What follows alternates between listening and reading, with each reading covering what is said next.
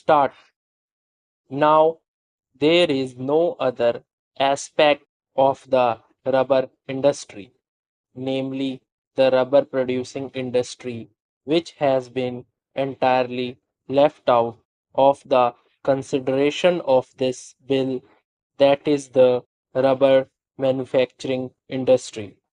My honorable friend Mr. R.P. Sinha has rightly pointed out that aspect. We find that rubber production has been consumed by the rubber manufacturing industry in India. So, here is the question of increasing Indian production. As with the tea trade, the question is of export. As yet, the structure of the tea trade and the trends of the tea trade are such that it is mainly dependent on export, and whenever there is any loss of export market, there is a hue and cry of a crisis. But in the case of rubber industry, all the rubber produced in India is consumed by the rubber manufacturing industry in India. Rubber is a very important commodity, and this industry should also be developed here. There is a deficit in Indian production, so the government thinks of allowing import of rubber.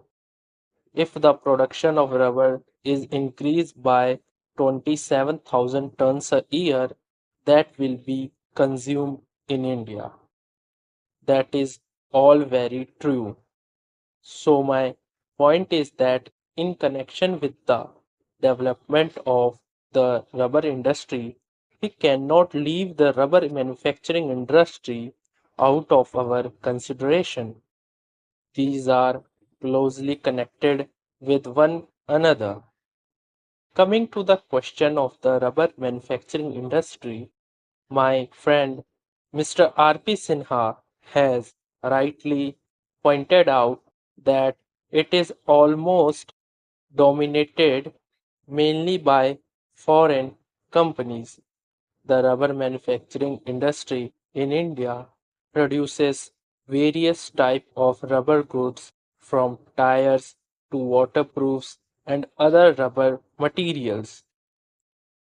They produce tires and tubes, cable, general mechanical goods including roofing, footwear, and so on.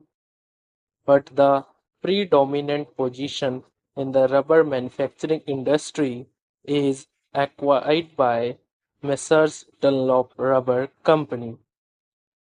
Messrs. Firestone Tire and Rubber Company, Bata India, etc., and from the figures which have been given in the report of the Indian Tariff Board, it is seen that the average total consumption of rubber is distributed among a large number of small industries.